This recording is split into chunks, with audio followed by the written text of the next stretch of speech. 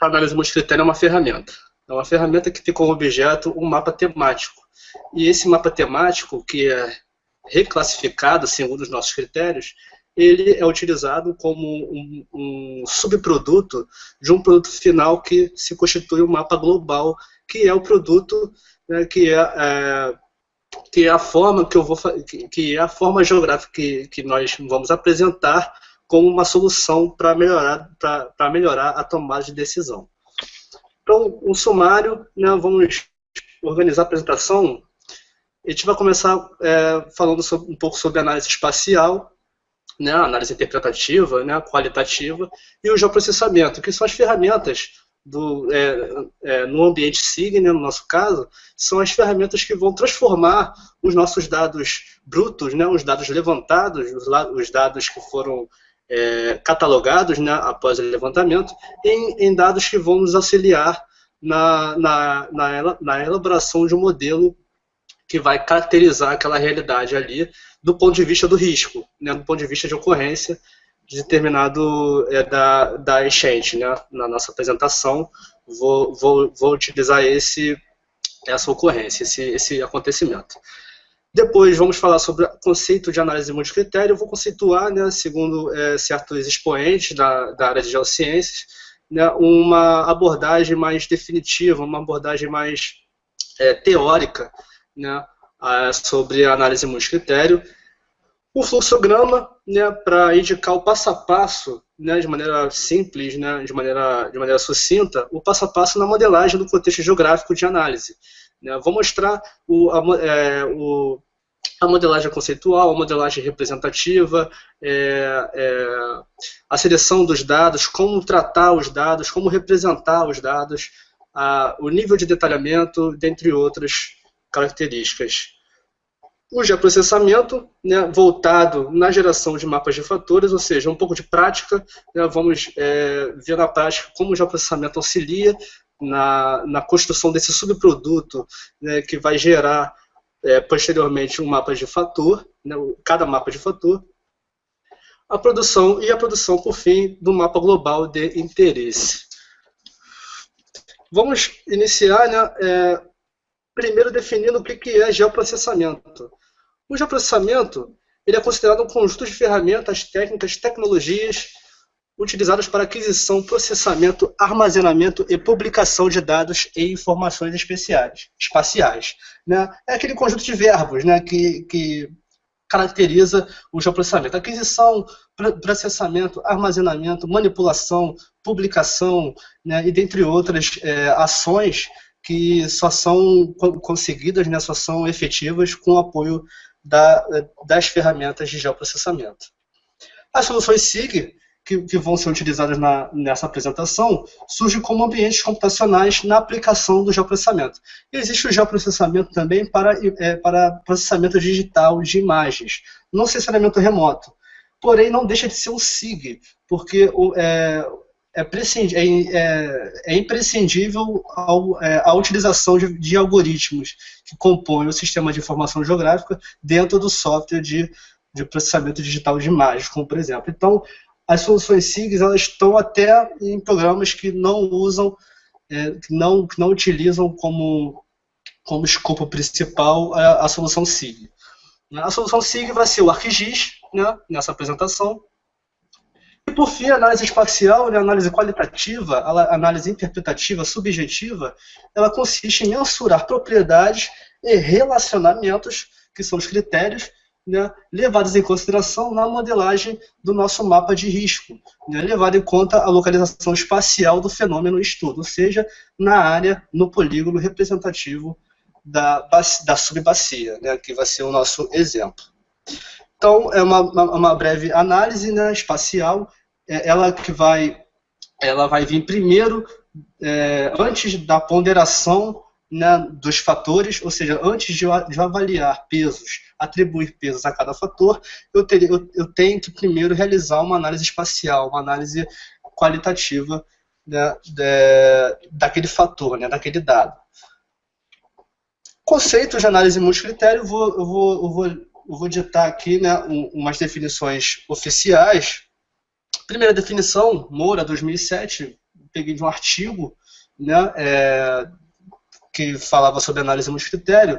A análise multicritério espacial baseia-se no mapeamento de variáveis por planos de informação, por layers, e na definição do grau de pertinência de cada plano de informação e de cada um de seus componentes de legenda para a construção do resultado final. Ou seja, eu vou definir o quanto de importância, através dos coeficientes, né, que vão ser aplicados na geração do mapa global, o quanto de importância tem cada plano de informação, cada fator, né, e de cada um de seus componentes, cada classificação desse plano de informação, qual é a importância que esses atributos vão ter na construção do resultado final. Né? Então, essa definição ela é bem cabível, né, dentro do nosso espectro de análise. O objetivo principal dos sistemas de suporte à decisão multicritério é fornecer ao usuário ferramentas que o levem a explorar o problema, com o objetivo de encontrar uma solução onde vários pontos de vista, às vezes contraditórios, são considerados. Então, essa segunda definição é uma análise multicritério mais geral, não voltado muito para a área de geociências, para análises espaciais, mas voltado para um conjunto de decisões, seja em negócios, em economia, Arthur, em outra previsão. Oi, pois não? Desculpa interromper. A gente só teve uns 2 pedidos aí para você falar um pouquinho mais devagar, porque tem pessoas que são de outros países aqui da América Latina, que falam espanhol, desculpa. E aí o pessoal está tentando acompanhar aí. Se você puder falar um pouquinho mais devagar, já ajuda o pessoal de fora. Eu agradeço a participação de todo mundo aí, da Argentina, Peru, Bolívia, Colômbia, tem vários países. Obrigado a todos. Tudo bem, eu vou falar um pouco mais devagar.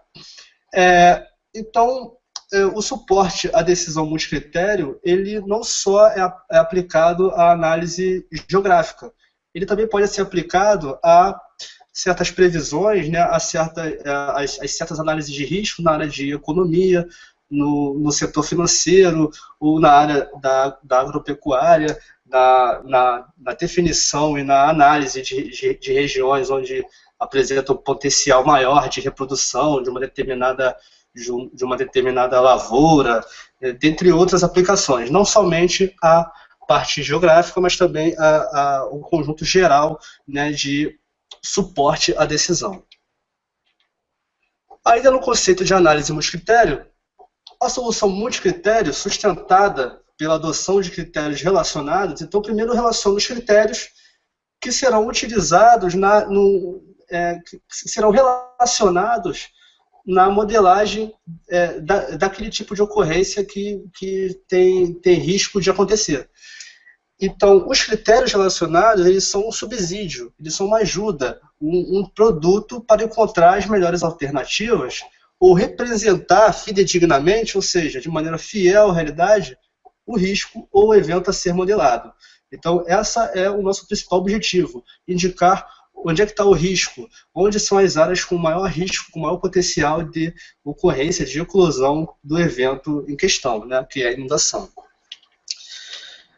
Os planos de formação, né, que são representados pelos mapas de fatores, né, os layers de fatores, considerados como critério de análise, devem estar compatíveis quanto à escala de representação, ou seja, o nível de detalhamento deve ser igual para todos os mapas de fatores que nós vamos gerar a fim de produzir um mapa global. Então, todos os mapas de fatores e, por conseguinte, os seus dados brutos geradores, né, desse mapa de fator, ou seja, um modelo digital de terreno, ou um mapa vetorial do uso da terra, ou um mapa vetorial de declividade, todos esses mapas eles devem compartilhar da mesma escala, ou seja, o seu nível de detalhamento deve ser igual.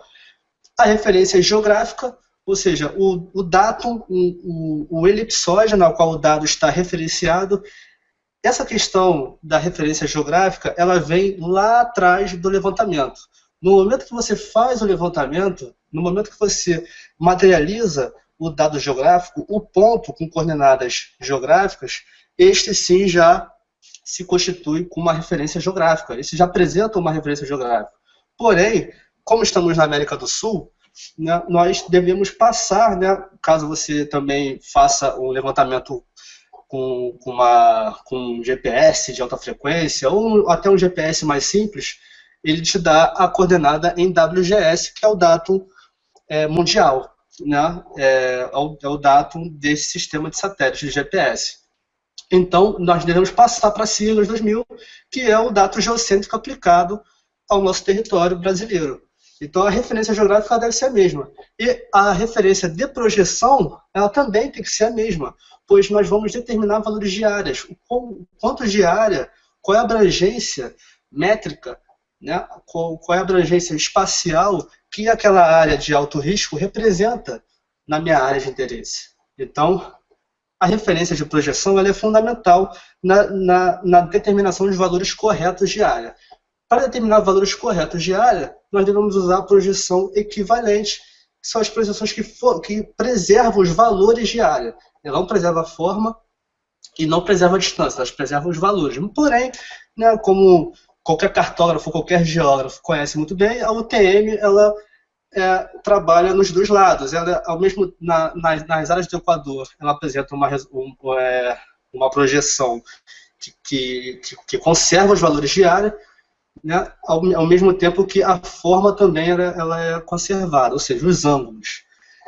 E, por último, a correlação entre os fatores envolvidos. No momento em que eu estabeleci quais são os critérios que vão ser relacionados na modelagem no meu mapa global, nós temos que, primeiro, enxergar o nível de interação, o nível de relação entre esses fatores escolhidos previamente. Se esses fatores tiverem um nível de relação com o evento, com o risco, né, a ser abordado, a ser modelado, esses sim são os fatores envolvidos. Caso contrário, caso eu queira relacionar um fator que nada tem a ver com a ocorrência de enchentes, que é o nosso exemplo, esse fator ele não vai ter presença, né, ele não vai ter certa importância dentro da minha matriz, né, da minha matriz, que representa o conjunto de fatores que eu vou levar em consideração. E na apresentação, existem 3 tipos de análise multicritério. Primeiramente, existe a análise multicritério booleana, né, que é aplicada mais para dados vetoriais, e ele é um sim ou não, é um 0 ou 1, ele não tem pesos intermediários, ele um exemplo disso é, por exemplo, eu realizar uma modelagem, eu realizar uma ponderação no meu modelo digital de terreno, somente aplicando notas 0 ou 1, sim ou não, para a ocorrência de inundação. Não é muito aplicado ao nosso caso, porque nessa nossa apresentação vamos trabalhar com o mapa com um nível de detalhamento um pouco privilegiado, né? 1 para 25 mil é o bom nível de detalhamento. Então eu preciso de notas, eu preciso de uma quantidade maior de notas a aferir a cada classificação do meu fator. Então o método booleano ele é um método muito limitado quanto à atribuição de pesos de importância, né? Quanto à atribuição de importância. Existe o método fuzzy, né, que já trabalha com sim, não e o talvez, ou seja, é o meio termo, né, não é muito utilizado, mas é um método, né, um procedimento, e na nossa apresentação será abordado o procedimento de combinação linear ponderada, que é nada mais do que a aplicação de pesos, né, de notas a cada classificação que caracteriza o meu mapa de fator. O fluxograma, vamos exemplificar. A modelagem conceitual, o que ela consiste? Ela consiste em nós conceituarmos o risco que será o objeto de modelagem, que é a enchente. O que contribui para a ocorrência da enchente? Quais são os fatores envolvidos? Uso do solo, declividade, altimetria, o tipo de solo, o clima ali presente, a concentração de umidade de ar, qual é o conceito que caracteriza a ocorrência de enchente, qual o tipo de bacia em que é mais suscetível à ocorrência de enchente. Então, todo esse conceito relacionado ao risco que eu quero modelar, ele faz parte dessa etapa, que é a modelagem conceitual. A segunda etapa da modelagem conceitual é o conhecimento do terreno de interesse. Para eu realizar uma modelagem eficiente, eu tenho que ir ao terreno, eu tenho que conhecer o terreno, realizar o levantamento em loco.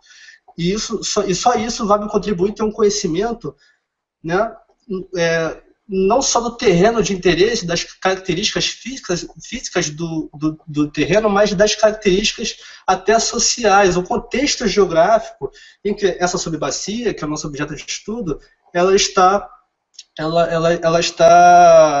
incluída, e qual contexto geográfico ela se apresenta. Então, o conhecimento do terreno de interesse, ela precisa de uma visita ao terreno. O que falta muito por conta de custos, né? É muito caro você recrutar uma equipe, treinar essa equipe, mostrar para a equipe os fatores que são os mais importantes, né, a serem extraídos como conhecimento, como dado geográfico daquele terreno.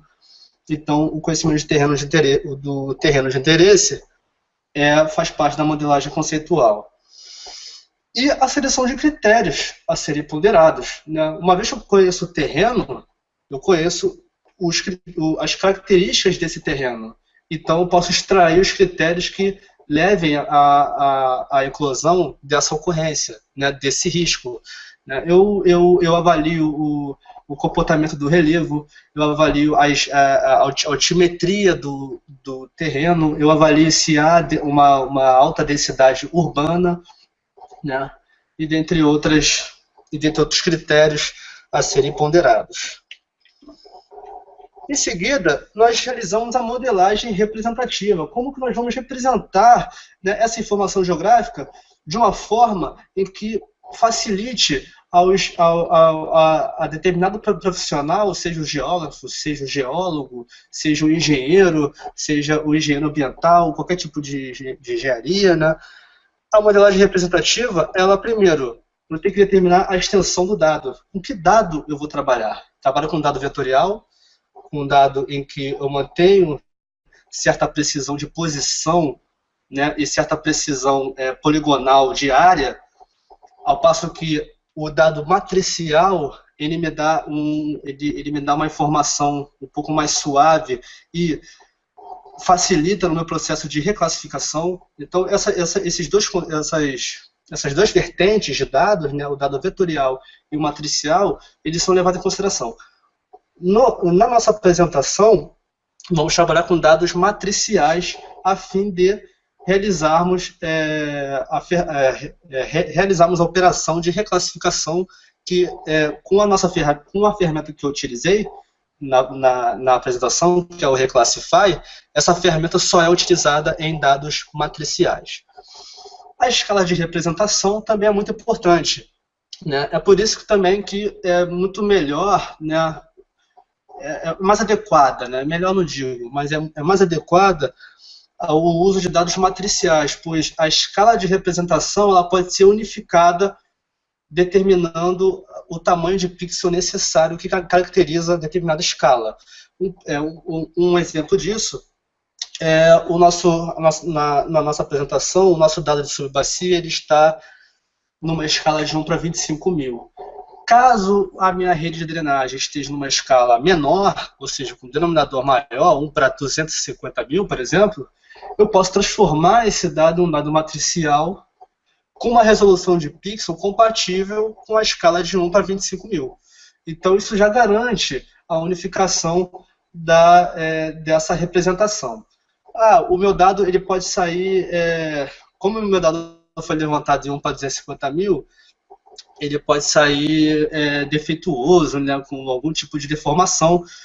Não importa. O que importa é que esse dado ele seja corretamente relacionado no que tange ao nível de detalhamento com os outros dados a serem modelados, né, a serem gerados mapas de fatores respectivos. Então, a escala de representação é muito importante e ela é muito mais fácil de ser trabalhada no contexto de dados rastros, né, de dados matriciais. E a atribuição, né, a escolha das ferramentas na geração da informação do critério. Quais são as ferramentas que vão ser objeto, que vão ser base para eu realizar uma reclassificação, para eu ponderar as minhas notas, os meus pesos, né, de critério. Então, as ferramentas que geram, no nosso caso aqui da apresentação, que geram dados matriciais, quais são essas ferramentas? Quais as ferramentas também que vão me garantir ganhos de produtividade, ganhos de eficiência, de tempo, né? Está tudo na modelagem representativa, como o segundo trabalho a ser feito, né? Em seguida, a seleção de dados de fatores, ou seja, a seleção dos dados a serem processados, né? Aquele dado que a ferramenta me gerou, ele vai realmente ser utilizado para eu ponderar os meus pesos, para eu gerar um mapa de fator?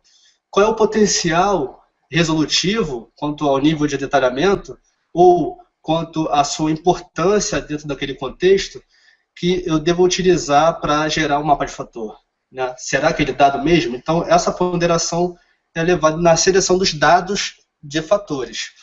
O geoprocessamento dos dados, que já é a operatividade, já é o geoprocessamento em si, né? O geoprocessamento bruto desses dados e a unificação dos aspectos espaciais de todos os dados envolvidos, ou seja, na avaliação e na verificação, né,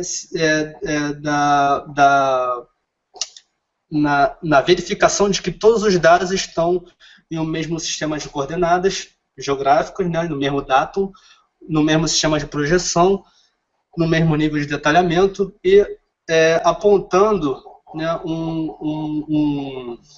apontando um instante de tempo em que seja fiel àquela realidade que eu quero representar. Por exemplo, nesse caso, na modelagem de inundação, nós no aspecto pluviométrico, que ele é muito importante, até na definição do volume a ser gerado no escoamento que vai originar na enchente, né, esse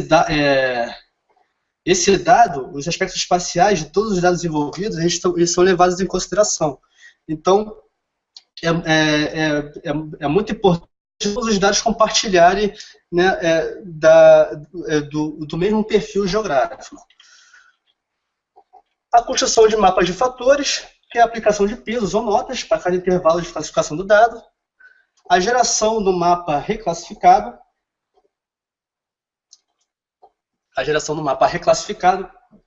Aplicação de pesos, né? O número de notas que eu vou levar em consideração, se vai ser de 0 a 10, se vai ser de 1 a 3, de 1 a 5, ele vai ser diretamente proporcional ao nível de detalhamento. Quanto mais detalhado for os nossos mapas de fatores, mais notas nós vamos ter que atribuir, porque mais detalhes vão ser enxergados, né? Nós vamos enxergar mais detalhes e atribuir notas intermediárias que vão caracterizar aquela classificação ali, aquela característica, né? E isso vai melhorar, né, na qualidade do mapa reclassificado. E a simbologia de cada mapa de fator. Pois a simbologia ela vai indicar e não vai confundir o operador, né, de geoprocessamento em seguida, né, ele não vai confundir o operador na elaboração do mapa global, que é posteriormente gerado através da álgebra de mapas. Eu vou somar todos os mapas de fatores, atribuir coeficientes de tendência, ou seja, determinar os fatores que mais são levados em consideração na eclosão daquele evento, e assim, aplicando o coeficiente e somando todos os mapas, nós vamos resultar em um mapa global e assim apresentar, fazer um layout, passar para PDF e estocar esse dado, ou apresentar, e esse dado vai ser representativo das áreas de risco. Agora, uma parte mais prática, né, botar mais a mão na massa, vamos falar sobre o geoprocessamento na geração de mapas de fatores. Primeiramente, há que se certificar de que todos os dados se apresentam na mesma escala de representação, mesma referência de projeção e mesma referência geográfica, a fim de não gerar certas informações, como cálculos de área, como informações posicionais, que sejam discrepantes quanto à posição real, que seja muito fora do que o dado realmente é, né? Do que aquela posição realmente está localizada, onde ela está localizada. Nesta apresentação, vamos utilizar o procedimento de combinação linear ponderada. Vamos utilizar aquele procedimento de análise multicritério de aplicação de pesos, de notas a cada classificação do mapa de fator. E esse procedimento, como eu já havia dito, ele é adequado para o processamento de dados matriciais. Ainda no geoprocessamento, nessa apresentação será abordada a análise multicritério para a geração de um mapa global de risco de inundação, né? Esse mapa global ele vai ser referente, né, a uma localidade que foi a subbacia, né, a localidade escolhida, foi a subbacia do córrego Horizonte. Essa subbacia ela é localizada no sul do Espírito Santo, no município de Alegre, e essa subbacia é bem característica, ela apresenta também, ela é bem peculiar, né, digo, pois ela foi a única bacia de melhor resolução, né, 1 para 25 mil, com todos os seus dados inerentes, como rede de drenagem, curvas de nível, o próprio polígono referente à área, e ela é um bom exemplo aí para treinarmos, né, e para conhecer melhor a potencialidade dessa ferramenta. E é necessária a visualização através de bases de imagens orbitais, ou seja, de bases cartográficas, seja do Google Earth, seja a base do Bing Maps, né, a base do Yahoo também é bem utilizada. É preciso essas bases para nós termos o conhecimento imagético, né, o conhecimento da informação visual e geográfica, e até mesmo para no escritório nós certificar, né, de que aquele levantamento foi corretamente realizado. Então, essa visualização através de bases de imagens orbitais é muito importante. E para começar, a figura 1 exibe o MDT, sua rede de drenagem e o polígono referente à área da bacia. Né? E cada informação dessa, né, de altimetria, aliás, de rede de drenagem, de polígono, de curva de nível, elas estão representadas em planos de formação, né? Essas informações vetoriais, né? que é a origem, é o dado bruto, né? O dado vetorial, eles serão utilizados como objeto de modelagem, né? Na ponderação de fatores. Essa aqui é a figura da bacia. Vemos a área da bacia, a rede de drenagem, as curvas de nível, né, todo comportamento altimétrico também, e os planos de formação eles estão representados dentro desse quadrado vermelho aqui, na tabela de conteúdo do ArcGIS, né, curva de nível de 20 em 20 metros, a hidrografia, né, essa hidrografia ela foi restituída de uma imagem aérea, né, oriunda de um levantamento aerofotogramétrico, a subbacia, né, a área da subbacia, o polígono referente à área, e o MDT, que é o modelo digital de terreno. Esse MDT é o hidrologicamente consistido, ou seja, toda a rede de drenagem ela foi utilizada como um subfator na modelagem das depressões e na modelagem do relevo. Né? Então, esse vai ser os dados brutos, né, a serem transformados, a serem geoprocessados. Ainda no geoprocessamento, as variáveis desenvolvidas na modelagem foram a altimetria, né, a altimetria, a declividade, o uso do solo, a ocupação do solo, né, e a pluviometria, né, que é a medida, né, da altura de chuva naquela região ali em determinado mês. vinda de uma estação pluviométrica e tal, esse tipo de levantamento. E a ferramenta Reclassify, ela vai proporcionar a hierarquização, ou seja, a hierarquização de fatores que vão reclassificar, né, esse fator, o uso do solo, ou altimetria, ou declividade, ou pluviometria. Eu vou hierarquizar através de pesos ou notas, e, né, e a ponderação, que é a aplicação de pesos e notas, ela vai hierarquizar, né, toda a classificação, né, dos atributos desse dado, né, e vai gerar um mapa reclassificado. Né, e esse mapa reclassificado ele vai ser utilizado como subproduto na geração do mapa global. E a figura 2 ela vai ilustrar um exemplo dessa reclassificação, que é a reclassificação do modelo digital de terreno, seguindo critérios que influenciam a suscetibilidade à ocorrência de inundação na subbacia. Né? Agora, o modelo digital de terreno reclassificado, aqui, né, ele gera...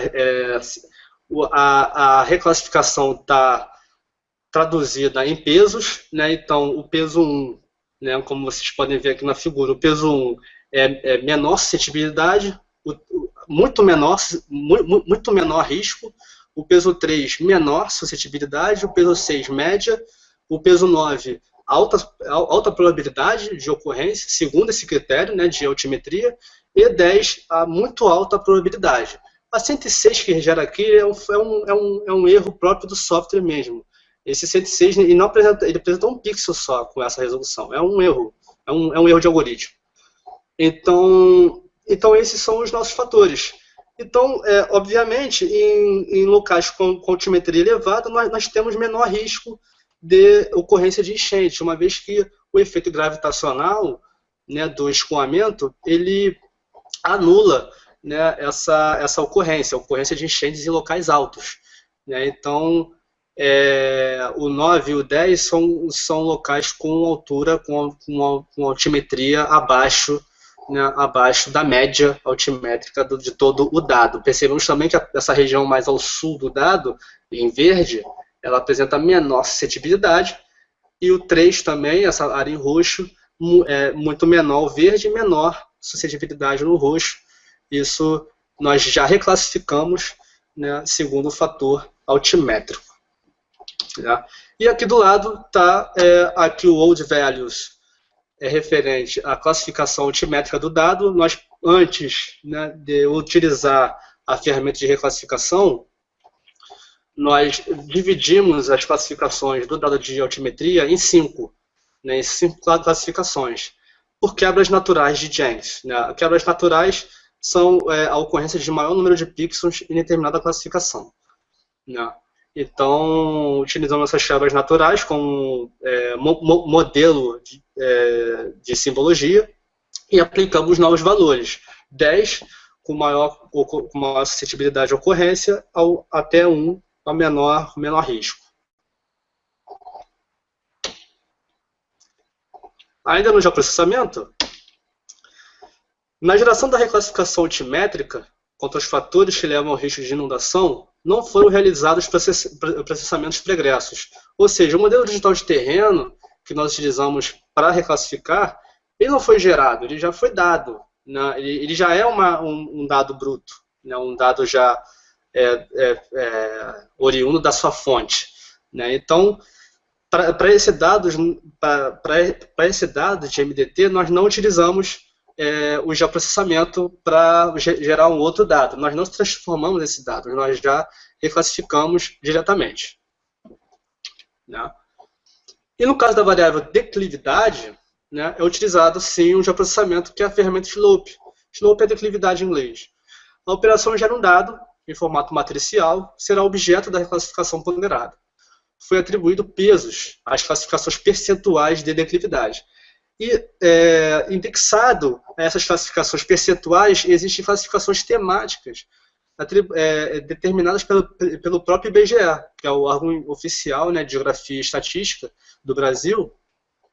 E a cada porcentagem de declividade, ele já estabelece uma temática, que a alta declividade, o relevo escarpado, a baixa é muito ondulado, é o ondulado, o relevo plano, né? Então, uma área também de baixada. Então, essas classificações temáticas, elas até ajudam na reclassificação posterior. E a figura 3 vai mostrar o resultado da reclassificação segundo a variável declividade.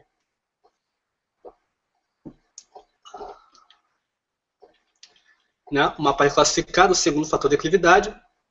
E, junto com esse mapa, vai ser mostrada a janela que vai mostrar os critérios ponderados, né, a partir dessas classificações percentuais. Nós não utilizamos os critérios, os pesos, em cima das classificações temáticas. Poderíamos utilizá-lo. Isso daria um trabalho a mais de criar campo e simbolizar o dado de declividade a partir desses campos temáticos, né? Mas não utilizamos valores percentuais, né? Então esse é o nosso dado reclassificado, né? Deixa eu voltar. É o dado reclassificado. Você pode perceber que no relevo plano e suavemente ondulado, nós temos, né, as maiores suscetibilidades à ocorrência de enchente. Logicamente, no relevo plano e aliado a um solo muito impermeável, nós temos nós temos uma concentração de escoamento nessas áreas, nessas áreas planas e suavemente onduladas, e isso já contribui muito na eclosão do risco de enchente. Né? Então, existe o relevo escarpado, né, o forte ondulado, o montanhoso. Esses fortemente ondulado, montanhoso, escarpado, têm riscos menores de ocorrência de enchente. Né? O que está em vermelho apresenta riscos maiores, e o que está em azul claro, marrom, né, cor de pele, tem riscos menores de ocorrência devido à declividade. Né?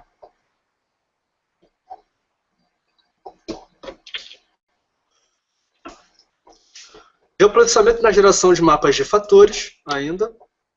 Para o fator de uso da terra, foi realizada uma análise que constata uma maior possibilidade de enchentes em locais de várzea, ou seja, locais com terreno abaixo do nível do mar, né, locais de várzea, mancha urbana, locais pavimentados, dentre outros. A mancha urbana e locais pavimentados, ela é aliada à ideia de que a mancha urbana, essas regiões com alta densidade urbana, elas apresentam um solo impermeável.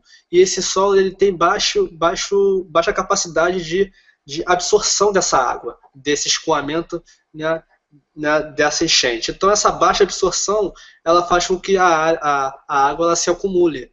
E, aliado ao lixo, né, a questão urbana, de limpeza urbana, de resíduo, né, ligado a essa questão de resíduo, é um problema que é recorrente em diversas cidades brasileiras, né, em São Paulo, aqui no Rio de Janeiro também, que o lixo catalisa o processo de enchente, piora o processo de enchente também. Então, a mancha urbana, locais pavimentados, contribui muito para a ocorrência desse risco, tomando notas muito grandes, chegando a 10, né, 9, 10, de alta ocorrência, né, de alta probabilidade de ocorrência desse evento. O locais de várzea vai mais pela característica de alagamento, né, a característica de alagamento daquela região ali. A pluviometria foi classificada com pesos diretamente proporcionais à intensidade de precipitação em dado mês. Numa estação pluviométrica, ela coleta dados a cada mês, dados de altura milimétrica daquela chuva ali. Também dados de recorrência de chuva.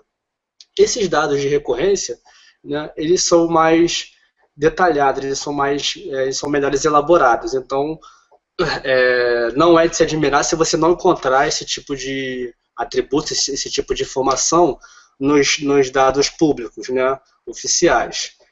Mas o dado de intensidade de precipitação em dado mês, ele é comum e ele é ponderado, né, com peso diretamente proporcional à sua intensidade de precipitação. Quanto mais chove, maior a possibilidade, obviamente, de enchente.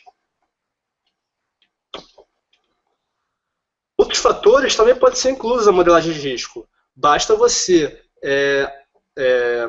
apontar o interrelacionamento entre esse fator novo que você quer colocar na modelagem e os outros fatores e a ocorrência de enchentes em outros locais, o quanto que a sua presença recorrentemente se mantém presente em várias ocorrências pregressas, em várias ocorrências anteriores. Então, a adoção de outros fatores, ela não é muito simples. Ela prescinde de uma análise anterior da recorrência, da recorrência de enchente devido à presença desse fator. Então, nós temos que pesquisar, né, outros casos em outras áreas, em outras áreas de estudo, a fim de certificar de que esse fator novo ele pode ser incluso na nossa modelagem. E, por fim, gerando vários mapas de fatores, né, várias reclassificações, né, das questões altimétricas de declividade, de uso da terra e de pluviometria, nós somamos esses dados e produzimos um mapa global de interesse. Para isso, para isso é utilizada uma ferramenta chamada de álgebra de mapas, Map Algebra, né, no ArcGIS. E é definido antes, né, definido um coeficiente de tendência. Para isso existe uma matriz de correlação entre os fatores, e essa matriz é construída através de análises subjetivas. É por isso que é muito importante a presença de uma equipe multidisciplinar, porque vários gestores, vários profissionais de diferentes áreas vão poder chegar a um denominador comum e atribuir uma ponderação precisa, né, de cada fator envolvido dentro do processo de modelagem. Então, é definido o coeficiente de tendência a partir de uma matriz de importância a cada fator ponderado anteriormente, indicando os fatores que têm maior importância dentro do contexto de eclosão da inundação. Então, no web treinamento a ser realizado anteriormente, vai ser exemplificado vai ser exemplificado a construção da matriz de relacionamento entre os fatores que envolvem a ocorrência do evento, né? Ou seja, eu vou ensinar como determinar o coeficiente de tendência. Qual vai ser o coeficiente que vai ser multiplicado aos pixels de todos os fatores que vai compor um mapa global de interesse.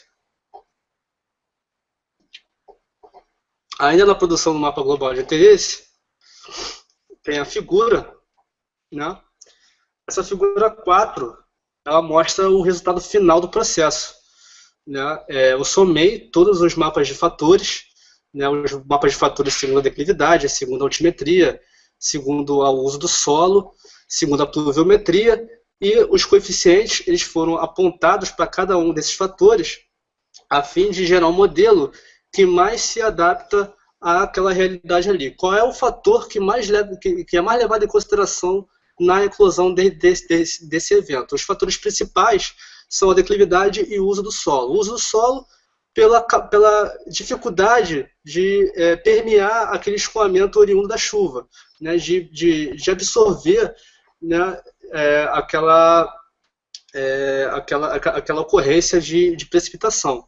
Ao passo que a declividade ela vai indicar os locais onde há o acúmulo, aqueles bolsões de água, as poças, né, o acúmulo do escoamento, e isso gerando certos transtornos nas cidades devido à incapacidade de fazer escoar todo esse volume de água, e também aliado à questão dos resíduos sólidos que são incorretamente descartados, né? São descartados em bueiros, onde eles são os principais, a principal forma de coibir, né, de uma maneira até tímida, né, a ocorrência da enchente.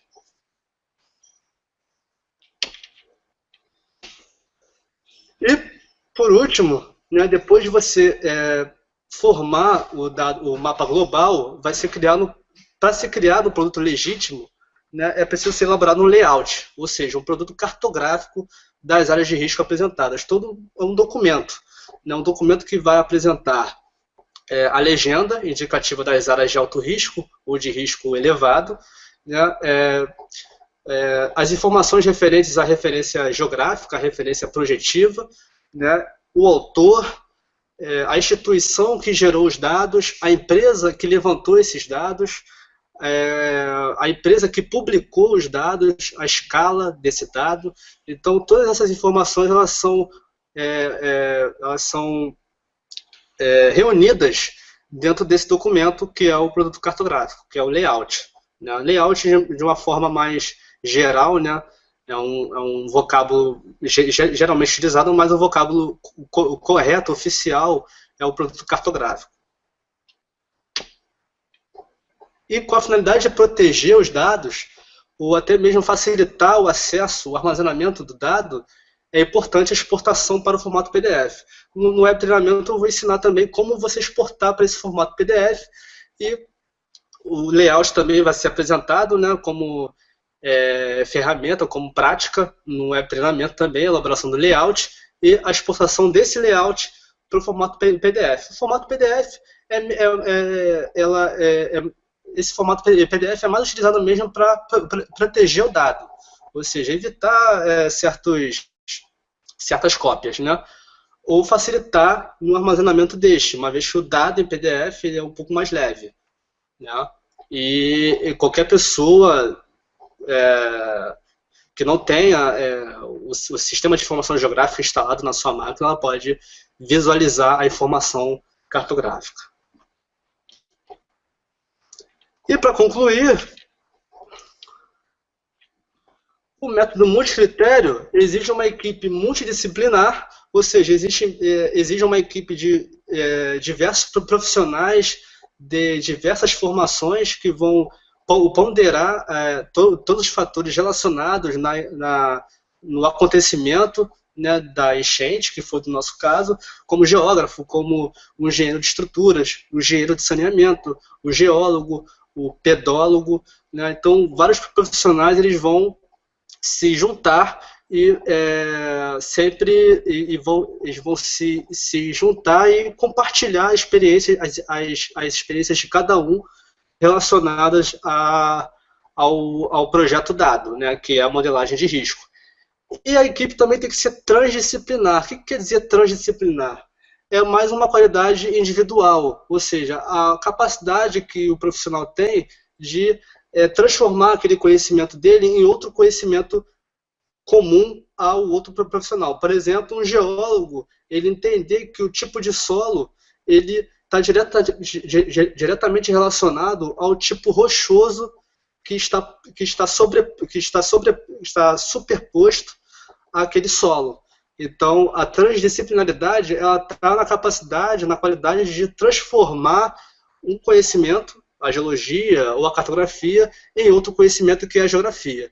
E assim ajudando a chegar, né, a se atingir um denominador comum, né, que é a atribuição correta e a correta também, a eficiente indicação, né, dos pesos relacionados a cada classificação no mapa de fator.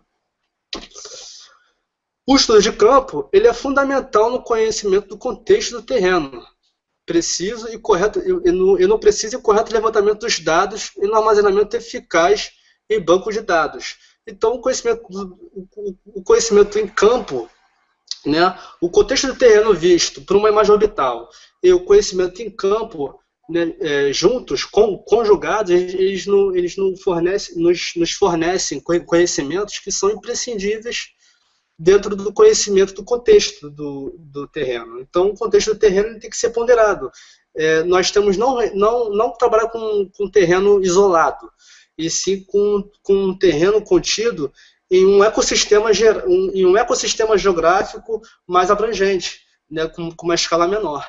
Então, esse conhecimento do contexto, ele sendo preciso, né, aliás, ele sendo sustentado por um preciso e correto levantamento dos dados, ele é fundamental no nível de qualidade, né, e no nível de detalhamento até do mapa global a ser gerado.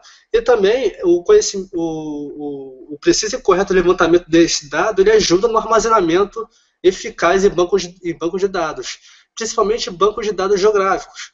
No ArcGIS, por exemplo, temos a solução GeoDatabase, que consiste num guarda-chuva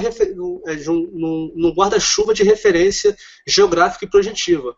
Uma vez que você modela o banco para só receber dados com aquele sistema de projeção e aquele sistema de coordenadas geográficas, né, aquele elipsoide, você já, originariamente, já predispõe aquele modelo a aceitar somente os dados com aquela característica originária. Então, você modelando um banco de dados no GeoDatabase, no ArcGIS, de uma forma correta, de uma forma bem eficiente, você já garante uma unificação dos dados quanto ao aspecto referencial. Quanto ao aspecto de escala, nós podemos também criar um dataset, que é uma pasta, né, para dados matriciais dentro do GeoDatabase, que já garante essa unificação quanto ao seu aspecto resolutivo de escala, né, quanto ao tamanho do pixel. Né, vamos dizer assim, ser mais simples, ao tamanho do pixel.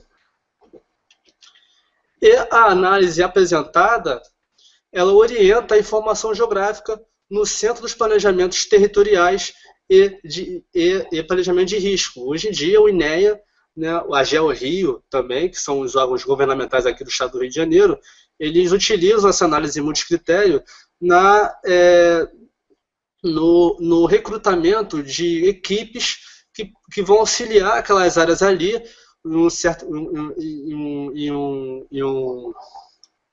em uma eventual evacuação daquela área, né, em uma eventual construção de cercas, de qualquer coisa que coíbe a ocorrência daquele evento.